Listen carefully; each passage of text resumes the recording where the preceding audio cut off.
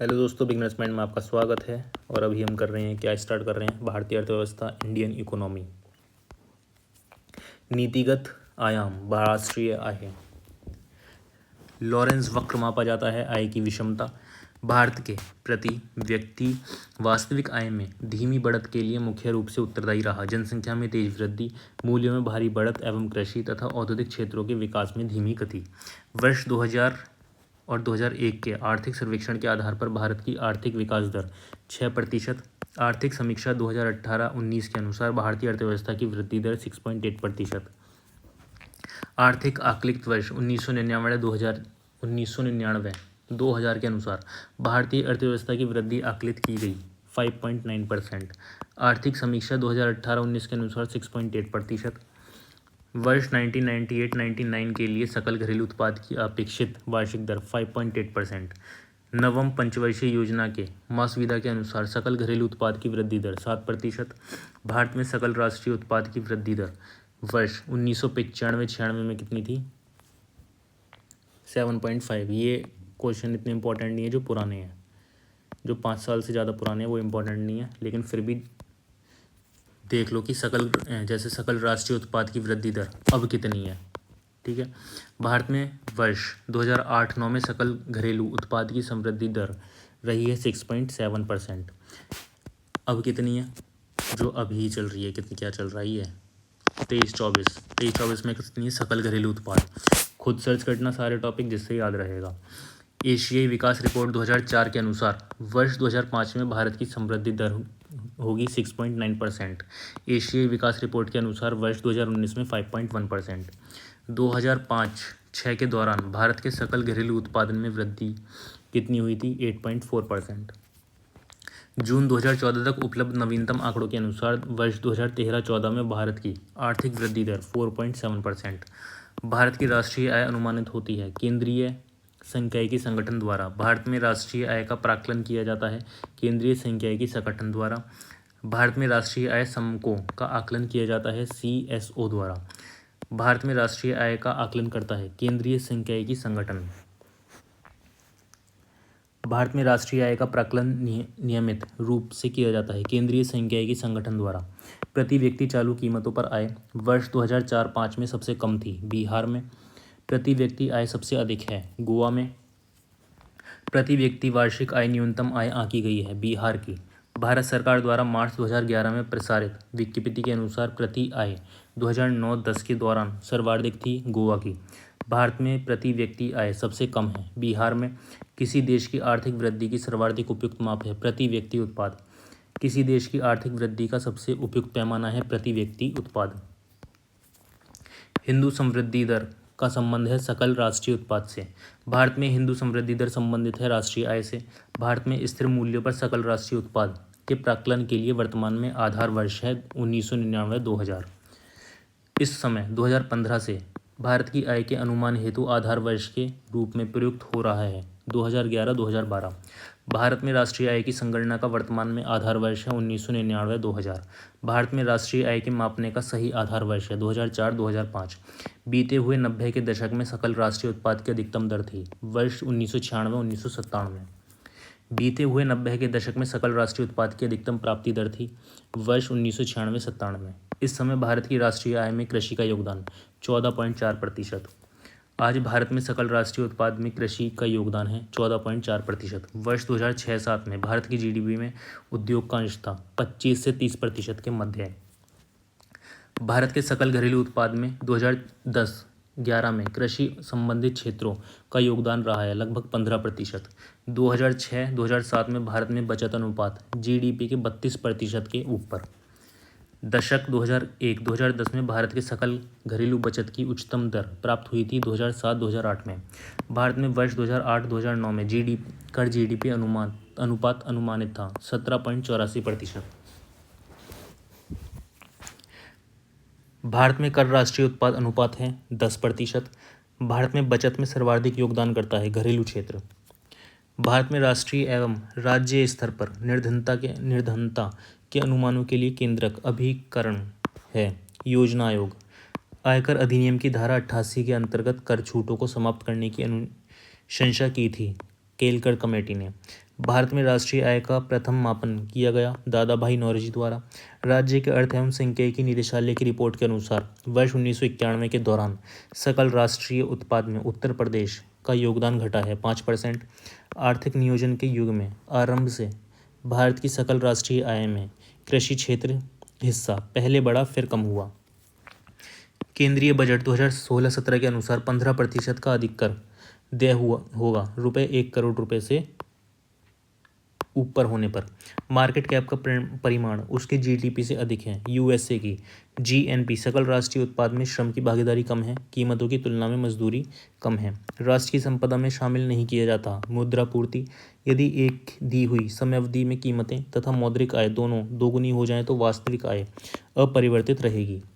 भारत में 2009 से 2010 में स्वास्थ्य पर लोक व्यय जीडीपी के प्रतिशत के रूप में 1.09%। पेमेंट ऑफ ग्रेजुटी एक्ट 1972 के अनुसार ग्रेजुटी भुगतान की कीमत अधिकतम है ₹10 लाख। साधन लागत फैक्टर कॉस्ट पर स्थिर कीमतों पर जीडीपी की समृद्धि दर सर्वाधिक थी वर्ष 2006 से 2007 में। भारत में कर्मचारियों के महंगाई भत्ते के निर्धारण का आधार है उपभोक्ता मूल्य सूचांक। भारतीय अर्थव्यवस्था ने सर्वाधिक समृद्धि दर प्राप्त की है 2006-2007 में। आयकर विभाग द्वारा जारी पैन कार्ड प्रयोग नहीं किया जा सकता पते का प्रमाण। राजस्व एवं राजकोषीय नीति। संघ के बजट में राजस्व व्यय की सबसे बड़ी मद प्राय होती हैं राज्यों को अनुदान। अप्रत्यक्ष कर जीएसटी। भारत में प्रत्यक्ष कर कॉर्ड संबंधित है आयकर से। जब सरकार की वर्तमान आय अपने मौजूदा खर्च की तुलना में कम होती है तो उसे क्या कहते हैं? राजस्व घाटा। भारत सरकार की राजकोषीय नीति का उद्देश्य नहीं है पूर्ण रोजगार। केंद्र सरकार के बजट में चालू खातों में व्यय का सबसे बड़ा मद है ब्याज भुगतान। वित्त मंत्रालय। भारत सरकार ने वर्ष 2005 के बजट के से परिणाम आउटकम बजट का विचार लागू किया है। इसके अंतर्गत परिणामों की यथार्थता सत्यापित करने का दायित्व होगा वित्त मंत्रालय और योजना आयोग का संयुक्त रूप से। संघ बजट 2010 और 11 में प्राथमिक घाटा अनुमानित किया गया है सकल घरेलू उत्पाद के 2% से कम। भारत में सकल घरेलू बचतों का सर्वाधिक हिस्सा भौतिक परिसंपत्तियों का। लेखानुदान संघ सरकार के अनुमानित प्रदान करता है निश्चित अवधि के लिए भारतीय संचित निधि से धन निकालने के लिए। भारत में दीर्घकालीन राजकोषीय नीति की घोषणा की गई वीपी सिंह द्वारा। मुद्रास्फीति की दरें आधारित होती हैं थोक मूल्य सूचांक पर। भारतीय आयकर अधिनियम की धारा 88 में उपलब्ध आयकर छूट को समाप्त करने की सिफारिश की है केलकर समिति ने। भारत सरकार द्वारा नहीं लगाया जाता मार्ग कर टोल टैक्स। मोडवेट संबंधित है मूल्यवर्धित कर वैट से। भारत में पहली बार व्यय कर लगाने का सुझाव दिया था कोल्डर ने। वह कर जो संघ द्वारा लगाया तथा वसूला जाता है किंतु संघ तथा राज्यों में बांटा जाता है कृषि आय के अतिरिक्त अन्य पर कर। केलकर समिति ने अपनी दूसरी रिपोर्ट में निगम कर को घटाकर 30% करने का सुझाव दिया है। भारत सरकार की आय का सबसे बड़ा स्रोत है उत्पाद कर। भारत में केंद्र सरकार की कर आय के 2 सबसे बड़े स्रोत हैं केंद्रीय उत्पाद कर तथा तटकर। खरीदारों के लिए प्रत्यक्ष रूप से वस्तुओं के मूल्य की वृद्धि नहीं करता आयकर। अप्रत्यक्ष कर है बिक्री कर। केंद्र सरकार नहीं लगाती है मनोरंजन कर। प्रत्यक्ष कर आयकर वैट लगाया जाता है उत्पादन तथा अंतिम विक्रय के मध्य सभी चरणों पर। 2009-2010 में संघ सरकार के कर आय का सर्वप्रमुख साधन रहा निगम कर कॉरपोरेशन टैक्स। 13वें वित्त आयोग की संतुष्टियों के अंतर्गत राज्यों की भागीदारी केंद्रीय करों में न्यूनतम होगी 32%। भारत में कृषि आयकर लगाया जा सकता है राज्य सरकारों द्वारा। वर्ष 2009-2010 में सरकार के कर आय का सर्वप्रमुख साधन था निगम कर। वर्तमान में भी राज्य सरकारों द्वारा नहीं लगाया जाता निगम कर। आयकर छूट नहीं है यूनिक लिंक इंश्योरेंस योजना पर। सैनवेट का संबंध है केंद्रीय उत्पादन शुल्क से। केंद्र को वर्ष 2007-8 में सर्वाधिक आय प्राप्त हुई निगम कर से। वर्तमान में भी निगम क्षेत्र की आय से संबंधित नहीं है। सामूहिक अतिरिक्त लाभ कर केवल संघीय सरकार के लिए होती है सीमा शुल्क और निगम कर। आगाम का सबसे बड़ा स्रोत है निगम कर। एक कर समूह जो केंद्र सरकार द्वारा एकत्र किए जाते हैं और राज्यों के साथ बांटा जाता है आयकर निगम कर और उत्पाद कर। प्राथमिक मूल्यों पर भारत की सकल राष्ट्रीय उत्पाद से सर्वाधिक अनुपात है राजकोषीय घाटा का। प्रत्यक्ष कर है संपदा कर, वह कर जो संघ सरकार द्वारा लगाया तथा वसूला जाता है किंतु संघ तथा राज्यों में बांटा जाता है। कृषि आय के अतिरिक्त आय पर कर।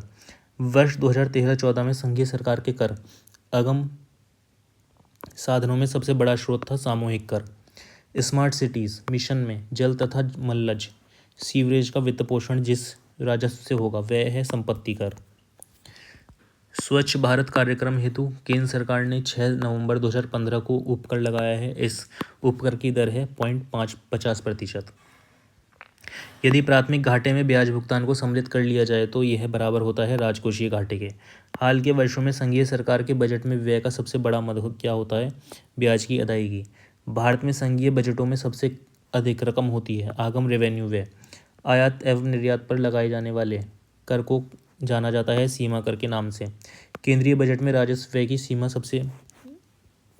व्यय की सबसे बड़ी मद होती है ब्याज की अदायगी। भारत सरकार के बजट के कुल घाटे में सबसे अधिक योगदान है राजकोषीय घाटा। वर्ष 2000 और 2001 में केंद्रीय बजट में राजकोषीय घाटा स्थिर रखा गया 5.1% पर। वर्ष 1995-96 में केंद्र सरकार की आगम आय में तटकर तथा उत्पाद कर का योगदान 42%। वर्ष 1996-97 के संघीय बजट में राजकोषीय घाटे का लक्ष्य रखा गया सकल राष्ट्रीय उत्पाद का 5%। संघीय बजट 2011-12 में सर्वाधिक धन का आवंटन किया गया ऊर्जा पर।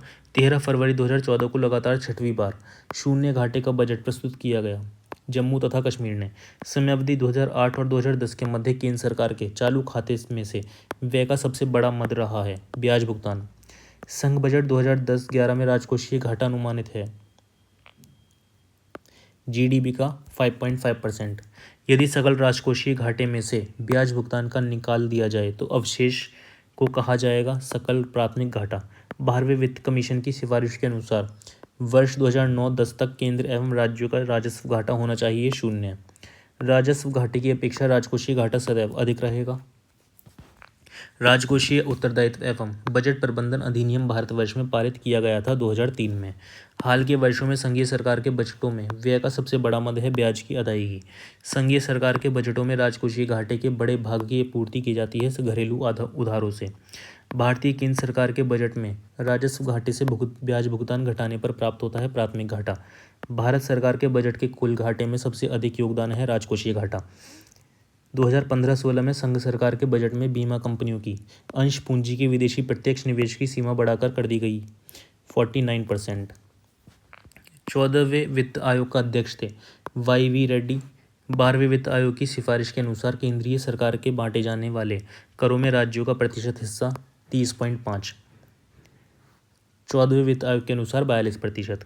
वित्त आयोग की सिफारिशों के अनुसार केंद्र सरकार उत्तर प्रदेश सरकार के साथ नहीं बांटती है तटकर। वित्त आयोग का मुख्य कार्य केंद्रीय करों में राज्यों के भाग तथा केंद्र द्वारा राज्यों के लिए। भारत के 13वें वित्त आयोग ने केंद्रीय करों की सृजित आय को राज्यों के मध्य बंटवारे की संतुष्टि करते समय सर्वाधिक भार दिया है। जनसंख्या पर वित्त आयोग का गठन किया जाता है 5 वर्ष की अवधि के लिए। 13वें वित्त आयोग की सिफारिश की समयावधि 2010-2015। 13वें वित्त आयोग द्वारा केंद्रीय कर राजस्व को राज्यों में बांटने हेतु संतुष्टि की गई 32%। 13वें वित्त आयोग द्वारा प्रस्तावित है कि केंद्र एवं राज्यों का संयुक्त ऋण सकल घरेलू उत्पाद अनुपात वर्ष 2014-15 तक होना चाहिए 76%। 12वें वित्त आयोग के अनुसार केंद्र द्वारा राज्यों को हस्तांतरित किए जाने वाले हिस्सेदारी योग्य कर संग्रह की मात्रा निर्धारित की गई 29.5%। 12वें वित्त आयोग की सिफारिशों के अनुसार केंद्रीय सरकार के विभाज्य करों में राज्यों का अंश है 30.5%। केंद्र व राज्यों के मध्य वित्त का बंटवारा होता है वित्त आयोग की सिफारिश पर। 11वें वित्त आयोग ने अनुशंसा की है कि संघ द्वारा एकत्रित करों की धनराशि में राज्यों का वितरण योग्य अंश होगा 29.5%। केंद्र सरकार तथा राज्यों के मध्य आर्थिक संबंधों की विवेचना की गई है अनुच्छेद 268-281 के अंतर्गत। घाटे के वित्त व्यवस्था में व्यय और राजस्व का अंतर अतिरिक्त कागजी मुद्रा छापकर पाटते हैं। इस मुक्ति का उद्देश्य आर्थिक विकास है, परंतु यदि वह विफल हुई तो इससे स्थिति उत्पन्न होती है मुद्रास्फीति। आर्थिक समीक्षा को तैयार करने तथा प्रकाशित करने का दायित्व है वित्त मंत्रालय का। सकल घरेलू उत्पाद के प्रतिशत के रूप में सहायिका का मान सबसे अधिक रहा है 2007-2008 में, वर्तमान 8.5%। वर्ष 2009-10 में सेवाएं जो कर के दायरे में रहीं की संख्या थी 114। आयगत लेखे पर संघ सरकार के व्यय का सर्वप्रमुख मद है ब्याज भुगतान। 13वें वित्त आयोग द्वारा यह प्रस्तावित है कि केंद्र एवं राज्यों का संयुक्त ऋण सकल घरेलू उत्पाद अनुपात 2014-15 तक होना चाहिए 68%। सार्वजनिक क्षेत्र की बचतें 1998-99 के पश्चात ऋणात्मक रहने के उपरांत धनात्मक हो गई 20। संघीय बजट 2005-06 में प्राप्तियों का सबसे बड़ा स्रोत था। उत्पाद कर। आर्थिक सर्वेक्षण प्रतिवर्ष संसद में प्रस्तुत किया जाता है आगामी वर्ष के बजट के प्रस्तुतिकरण के पूर्व। वार्षिक आर्थिक समीक्षा को तैयार करने के लिए उत्तरदायी है वित्त मंत्रालय। चालू खाते में रुपए की पूर्ण परिवर्तनीयता को घोषित किया गया 1994 से। जिला साख योजना बनाई जाती है लीड बैंक के अंतर्गत। उदारीकरण, निजीकरण, भूमंडलीयकरण की नई आर्थिक नीति घोषित की गई प्रधानमंत्री नरसिम्हा राव द्वारा। मुद्रा और बैंकिंग। भारत के वाणिज्यिक बैंकों की ग्राहक सेवा सुधार हेतु बनी कमेटी जानी जाती है गोपुरिया कमेटी। भारत में विदेशी मुद्रा भंडार में सबसे बड़ा हिस्सा जिसका है वह है स्टॉक बाजार में पोर्टफोलियो निवेश। मुद्रा एवं वित्तीय मामलों में सरकार का वित्तीय अभिकर्ता एवं सलाहकार है आरबीआई। भारतीय रुपये को चालू खाते में पूर्ण परिवर्तनीय बनाया गया था 1994 में। वह संस्था जिसकी अध्यक्षता किसी महिला ने की है रिजर्व बैंक ऑफ इंडिया। वर्तमान में रुपये की परिवर्तनशीलता का अर्थ है रुपया सभी प्रकार के चालू व्यवहारों के लिए विदेशी मुद्रा में परिवर्तनीय है। हाल के वर्षों में भारतीय रुपया मजबूत हुआ है डॉलर के मुकाबले। भारत में कागजी मुद्रा प्रथम बार शुरू की गई थी 1962 में। एक मौद्रिक नीति का उद्देश्य नहीं है विदेशी विनिमय दर स्थिरता। भारत में मुद्रा गुणक को परिभाषित किया जाता है वृहद मुद्रा बटे आरक्षित मुद्रा। भारतवर्ष में सिक्कों की ढलाई होती है मुंबई, कोलकाता तथा हैदराबाद में। भारत की मुद्रा प्रणाली में दशमलव पद्धति प्रारंभ हुई थी 1997 से। आरबीआई का मुख्यालय स्थित है मुंबई में। रिजर्व बैंक के गवर्नर, वह गवर्नर जो वित्त मंत्री भी हुए, सीडी देशमुख। हाल ही में भारत सरकार ने रिजर्व बैंक ऑफ इंडिया की पूंजी को क्रय किया, स्टेट बैंक ऑफ इंडिया में लगी।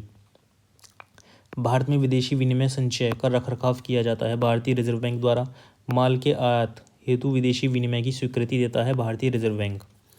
भारतीय रिजर्व बैंक के ओपन मार्केट ऑपरेशन से आशय सिक्योरिटीज़ में व्यापार करना। गिल्ट एड्स में विपणन संबंधित है सरकारी प्रतिभूतियों के व्यापार से। मौद्रिक नीति का निर्माण भारत में करता है आरबीआई। भारतीय रिजर्व बैंक के कार्य नहीं है राजकोषीय घाटे पर नियंत्रण। भारतीय रिजर्व बैंक के बारे में सही कथन नहीं है, यह सभी प्रकार की करेंसी नोटों को जारी करता है।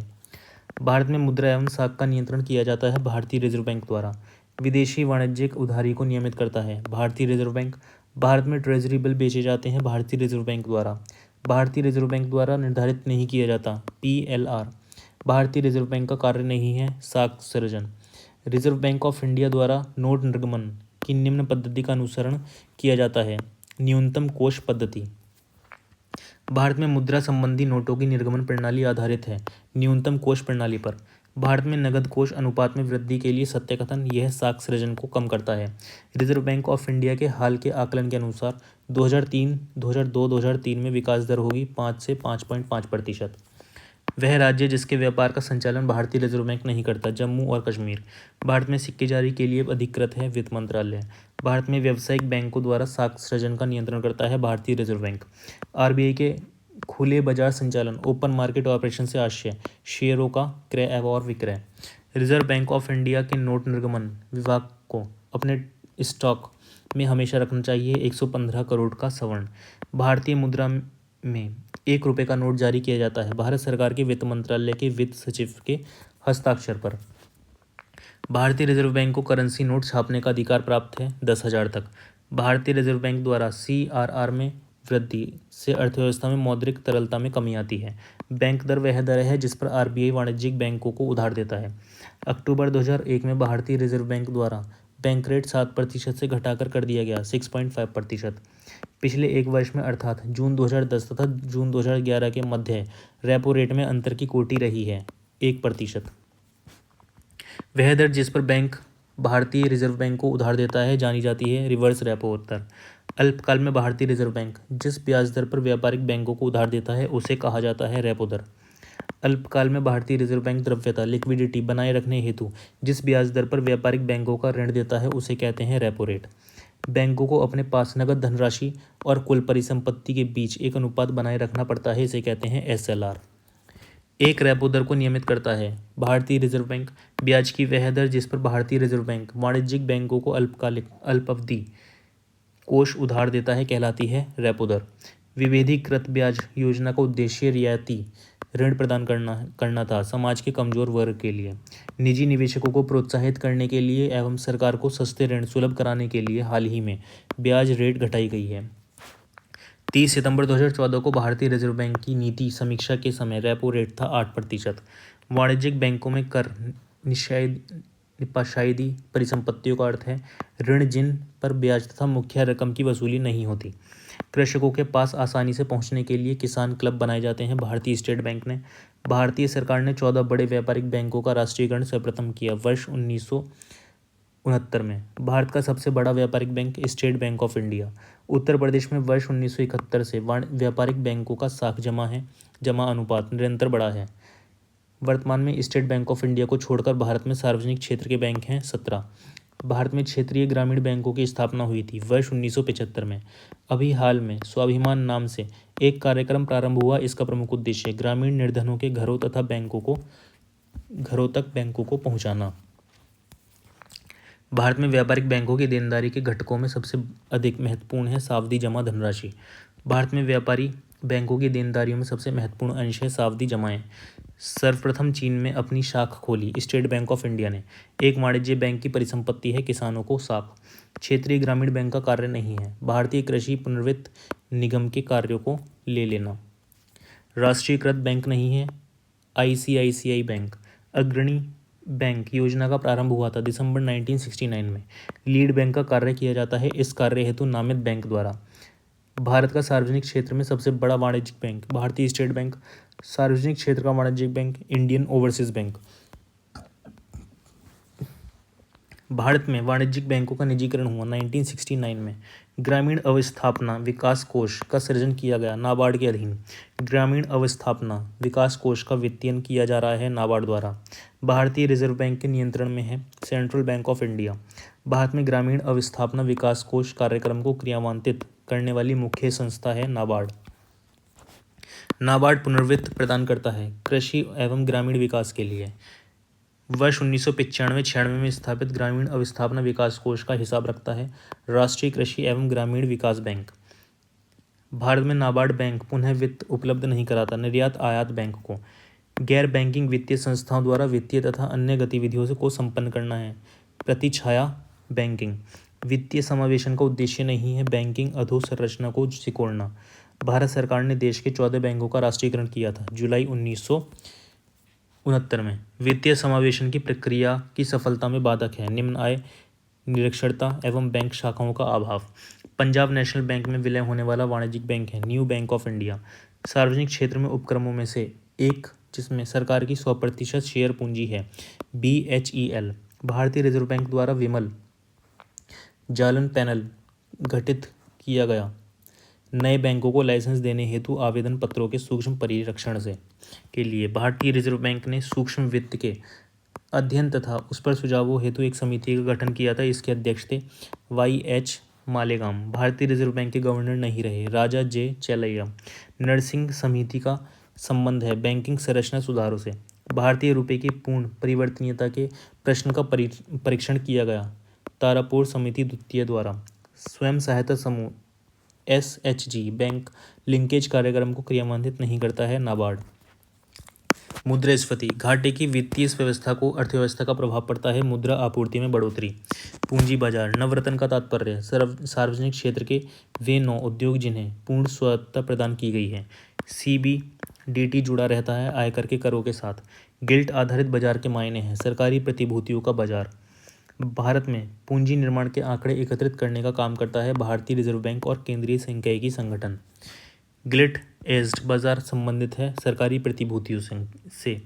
भारत के शेयर बाजार के कार्य को नियंत्रित करता है सेबी। दलाल स्ट्रीट स्थित है मुंबई में। क्षतिपूर्ति का सिद्धांत लागू नहीं होता समुद्री बीमा पर। एक्सयूरीज शब्द संबंधित है बीमा से। शब्द बुल तथा बियर जुड़े हैं शेयर बाजार से। कंपनी की साख की स्थिति का मूल्यांकन करता है क्रिसिल। स्मार्ट मनी शब्द का प्रयोग होता है क्रेडिट कार्ड से। मुख्यतः बैंकों द्वारा जारी किए गए क्रेडिट कार्ड का आशय है प्लास्टिक मनी। यह अवैध आय है जिस पर आयकर नहीं दिया गया, काली मुद्रा। BSE ग्रीनएक्स में सम्मिलित है 25 कंपनियां। National stock exchange of India का प्रवर्तक है भारतीय स्टेट बैंक, LIC और GIC और IDBI। पूंजी बाजार से आशय है शेयर बाजार से। यह भारत का सबसे पुराना शेयर बाजार है। इसे दलाल स्ट्रीट के नाम से भी जाना जाता है और इसके शेयर सूचांक को सेंसेक्स नाम से जाना जाता है। बॉम्बे शेयर बाजार। इनसाइड ट्रेडिंग संबंधित है शेयर बाजार से। भारत में credit rating agency CRISIL, care और इक्रा। टोक्यो स्टॉक एक्सचेंज में अंश मूल्य सूचांक हैं निक्की। विश्वसनीय प्रतिभूतियों से तात्पर्य ऐसे शेयर जिन पर लगातार ऊंची दर का लाभ हो। शेयर बाजार की क्रियाओं के नियंत्रण से संबंधित है सेबी। भारत में प्रथम स्टॉक एक्सचेंज स्थापित हुआ था वर्ष 1982 में। निजी क्षेत्र के साझा कोषों को भारत में अनुमति मिली 1993 में। ठीक है, इसके बाद इस पार्ट को पढ़ेंगे आगे। 3 पार्ट में ये पूरी हो जाएगी।